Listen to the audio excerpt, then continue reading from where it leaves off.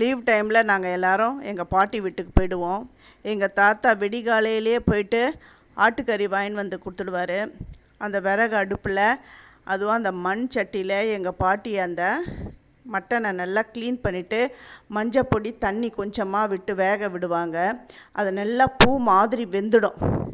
அப்புறம் மரத்தில் அந்த தேங்காய் இருக்கும். தேங்காவெலாம் எங்கள் தாத்தா அந்த கறிக்கு தேவையான வெஜிடபிள்ஸ் எல்லாம் பறிச்சுட்டு வந்து வச்சுடுவார். வாசலில் இருக்கிற முருங்கைக்காய் 2 எடுத்துன்னு வந்து வைப்பார். அப்புறமா அவரைப்பந்தலில் இருக்கிற அவரைக்காய், பச்சை மிளகா அதெல்லாம் எடுத்துன்னு வந்து வச்சுடுவார். எங்கள் பாட்டி சூப்பராக அந்த கறி குழம்பு பண்ணுவாங்க. அவ்வளோ டேஸ்ட்டாக இருக்கும் அது. அந்த மாதிரி டேஸ்ட்டு இதுவரையும் நான் சாப்பிட்டதில்லை. அவங்க மெத்தடில் தான் நான் இப்போது இந்த கறி குழம்பு பண்ணியிருக்கேன். என்ன தான் நம்ம பார்த்து பார்த்து பண்ணாலும் அந்த விறகு அடுப்பில் அந்த மண் சட்டியில் பண்ணுற அந்த டேஸ்ட்டு வரலை. இருந்தாலும் ரொம்ப நல்லாவே இருந்தது. ரொம்ப டேஸ்ட்டாக சூப்பராக இருந்தது.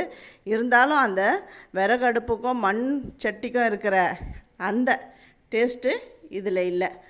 இப்போ நம்ம நிறைய ஃபெசிலிட்டிஸ் குக்கர்லாம் வச்சுருக்கோம். குக்கரில் கடகடன்னு போட்டு ஒரு 10 நிமிஷத்துலேயே 5-6 விசில் போட்டு எடுத்து விட்றோம். அங்கே அப்படி கிடையாது. விறகு அடுப்புலையே தான் பண்ணணும். அதுவும் இல்லாமல் இந்த தேங்காய் இதெல்லாம் அம்மிலேயே எங்கள் பாட்டி அரைப்பாங்க.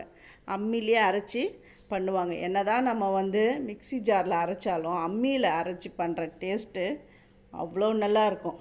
தேங்காய் அப்புறமா அந்த சோம்புலாம் போட்டு மிளகு இதெல்லாம் போட்டு நல்லா மையாக அரைச்சி அந்த அம்மியை கொஞ்சம் நல்லா அதில் ஒட்டின்னு இருக்கிறதெல்லாம் கொஞ்சம் தண்ணி விட்டு எடுத்து அந்த குழம்புல பண்ணுவாங்க. அவ்வளோ மணமாக இருக்கும்.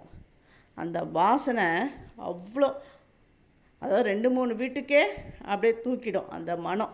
அவ்வளோ நல்லா இருக்கும். அதுவும் இல்லாமல் இதுக்கு போடுற காய்கறிலாம் கத்திரிக்காய் அதெல்லாம் போடக்கூடாது.